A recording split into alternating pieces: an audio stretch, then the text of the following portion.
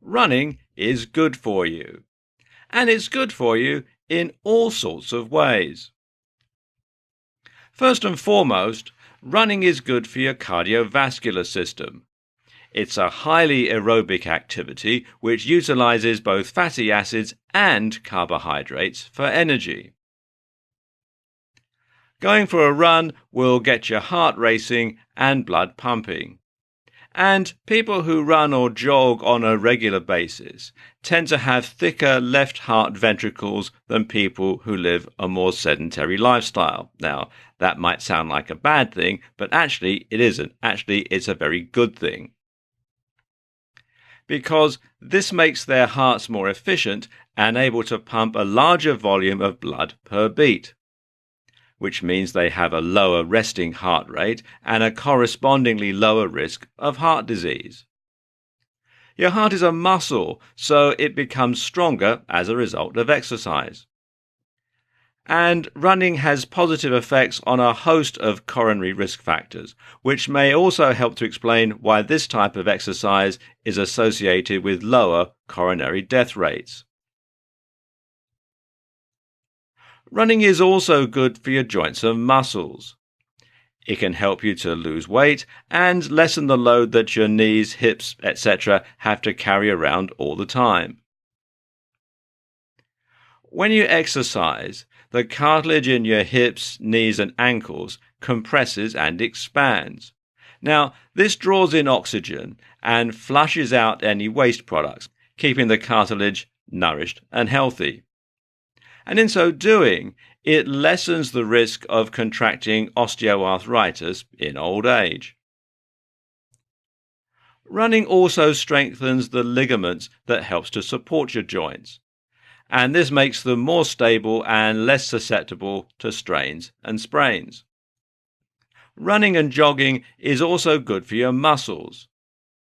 In fact, some of the body's largest muscles are in the legs, specifically your inner and outer thighs, your gluteus maximus, quads, hamstrings, and calves.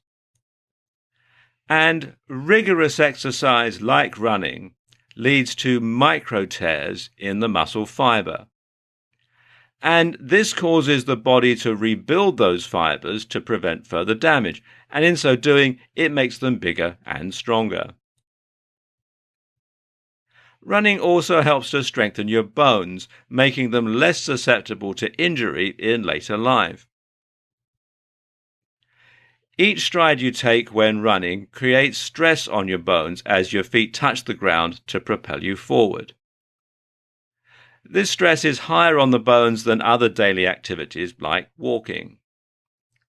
Since bone is a living tissue, your body can sense the additional stress and bending from the load, and as a precaution, it activates a series of reactions to strengthen the bone to prevent injury to the bone tissue. As stress is sensed by your body, osteoblasts are sent to the surface of the bone being affected. Now, osteoblasts are cells from which the bone develops.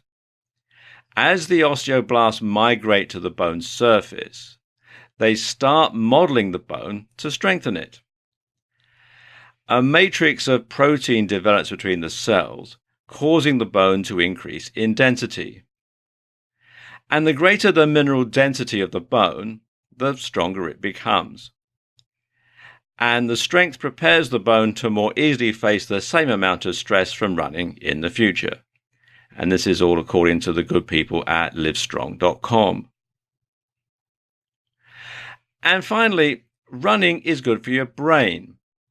It stimulates the creation of new nerve cells and blood vessels within the brain, and it may help ward off Alzheimer's and other forms of dementia.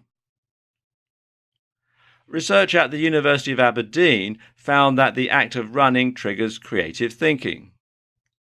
According to the researchers, your brain associates forward motion with the future.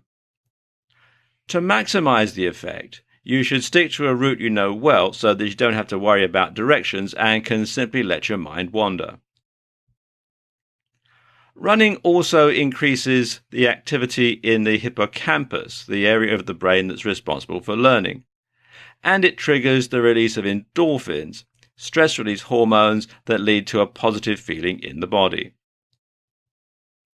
Just some of the many reasons why going for a run can put a smile on your face.